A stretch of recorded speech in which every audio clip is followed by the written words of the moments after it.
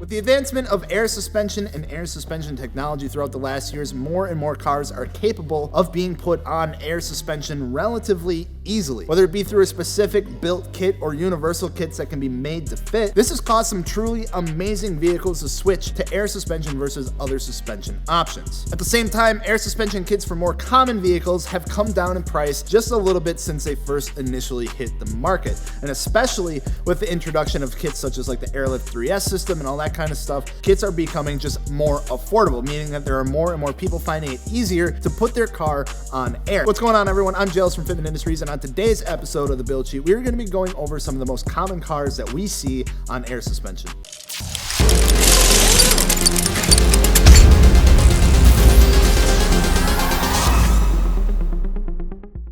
Before we go ahead and get right into it, don't forget to subscribe. And if you're looking for air suspension or maybe just some wheels and tires, don't forget to check out fitmentindustries.com. And I can't think of a better time to mention this as well, but we also have a giveaway going on with Airlift Performance right now, if you're watching this in April. We have 3 new pieces of apparel, which are absolutely killer. We have a t-shirt, a hoodie, and a jacket. This t-shirt right here, exactly. Every $5 spent on those items earns you an entry into win a free Airlift Performance 3P air suspension kit. Let's talk about some of the first cars that we always tend to see go with some sort of air suspension, and they would be pretty much any car from Infiniti, especially as of lately. Specifically G37s and their younger brother, the Q50, the luxury division of Nissan that just tends to make cars that just look absolutely amazing when they're on the ground. The G37, whether it be the coupe or the sedan, really pulls off the aired out look, and they're usually paired with some sort of 3-piece wheel, something like a Wed's Crons or a Work. The same goes for the Q50. With the Infiniti G sedans being killed off in 2013, 2014, they were replaced with cars such as the Q40, the Q50, and the Q60. The Q50, however, offers that refreshed facelift and everything that made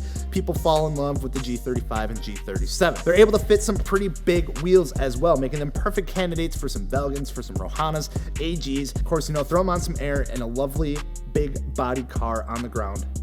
That's what you got. We see these cars getting added to the gallery almost every single day, and we expect to continue seeing them for quite some time as they become a little more affordable as time goes on and people start to snag them up more and more. As you would probably expect just by looking at the title, that Volkswagen is definitely going to be thrown in the mix. And if you're wondering which specific cars, well, pretty much anything that Volkswagen has ever made, honestly. But typically GTIs, CCs, and Jettas are what we see the most of. The first car that I ever saw in person on air suspension was a Volkswagen GTI, and I remember just wanting one so bad after that because I thought it looked really cool. It like moved and stuff like that. It was all crazy, and I don't know what really happened because after that I never bought a GTI. I just bought a slow orange FRS. Either way, cars like the GTI, CCs, and Jettas are just meant to be on air, and 99% of the time they're going to be paired with some model of rotiform, whether it be something cast or 3-piece or some kind of BBS wheel. GTIs, especially older ones, can be picked up for pretty damn cheap, which is a good factor in why do we see so many of them. The Jettas and the CCs come into play when someone needs a little more room, maybe a little bit bigger of a car, maybe someone with a little more responsibility, I guess you could say. Maybe want a little more functionality out of the car, but because they are bigger, but they still look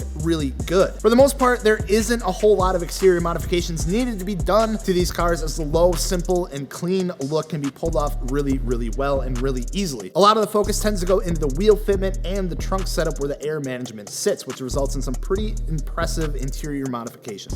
Kicking it on over to the good old US of A, there are some things happening that just, they're pissing some people off. And I'm not talking about anything political or anything like that. I'm talking about people taking modern muscle cars and then just throwing them on some bags. We've seen it a lot, and I can't say that, I'm one of the ones that get mad about it. I actually really like it. And you can't tell me that you have not at least once priced out what it would cost to put a Charger on air. You can't tell me that. It's a lie. There's something about a big car that puts down a good amount of power, tucking some 11 wides in the rear while laying frame, that it's good. It's just really good. There are a ton of modern muscle cars in the gallery that are running some sort of air suspension. A good majority of them would be from Dodge, whether it's the Charger, the Challenger, or a 300C or something like that. Throw it on some air, slap some Ferradas on it, a gurney flap for the wing, maybe some aftermarket lighting like some halo lights or something like that, and you're good to go. Oh, can't forget an exhaust too. Exhaust is very important. We also see a good amount of newer Mustangs and even Camaros get thrown in there as well. And you know what? It makes people mad.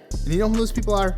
We call them purists. But you know what? I think it looks killer. And judging by the amount that we see in the gallery, a lot of other people do too. And to those out there who are doing it, keep on doing it. Now, I know we just talked about some Euro cars, but I feel like we need to talk a little bit more about them, and it's more specifically like a different part of that. Otherwise, I feel like the comment section is just going to implode on itself. Like I said, there's a whole nother side to the bagged European car scene, and that is big, bagged European wagons. A4 Avant seem to keep coming across my IG feed for some reason, and I can't say that I'm mad about it, but I tell you what, these German car manufacturers make some pretty damn good looking wagons. 3 Series wagons in these giant Audis belong on the ground. Prove me wrong. So much that there's almost like a bro tax that has been developed around these cars. Wagon tax, can you say that? Wagon tax, is that fair enough to say? I just feel like wagons hold their value really, really well, and they're always more than the regular car. And yes, I say wagon weird. I'm from Wisconsin, right? We're just gonna get over it. But there's a good amount of them that we've seen, and almost all the time,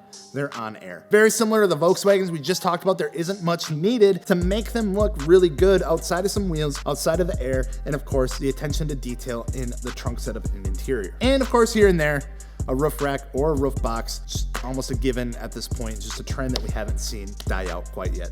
And then last but certainly not least, the final car that we see quite a bit on air, the one that really tends to get quite a few people upset, would be none other than the Subaru WRX. Now, it's no surprise that this car is on the list because there are a lot of bagged Subarus out there running around in the world that we live in today, and people just get really, really upset by the fact that you're taking a car that was rally inspired and then just taking that functionality out of that and then just throwing it on some air suspension and then going to car meets and car shows and stuff like that. It just makes a lot of people upset. But you can't deny the fact that there are some out there that look really, really good, and it's a popular thing to do, especially with the newer body style WRXs and STIs and things like that. They're just, they just work. They are already a bit wider of a car, so you can fit some pretty decent sized wheels on them without having to worry about like over fenders and things like that, similar to how the Q50s and G37s and stuff like that work. So people are throwing multi-piece wheels on, some pretty wide wheels on, getting a fender to lip fitment, and then of course throwing on air suspension to tie it all together. And this is something that, it's a popular thing to do. That stance thing is still lingering out there, even though more people are tending to switch to more of like a meaty tire setup with not as aggressive of a wheel, but still fitting air suspension and getting as low as possible. And it's definitely something that I don't expect to end anytime soon. Unfortunately, those guys that are out there that don't like bag WRXs, I think it's gonna be quite a while before you see that end. But that's gonna go ahead and wrap it up for today. Thank you guys so much for watching. Don't forget to comment what your favorite car that you see on air is down in the comments below. Don't forget wheels, tires, suspension, fitmentindustries.com. Go check out the giveaway we have with Airlift Performance going on right now. All that sort of good stuff. Other than that, I think that's about it. We'll see you later. Peace.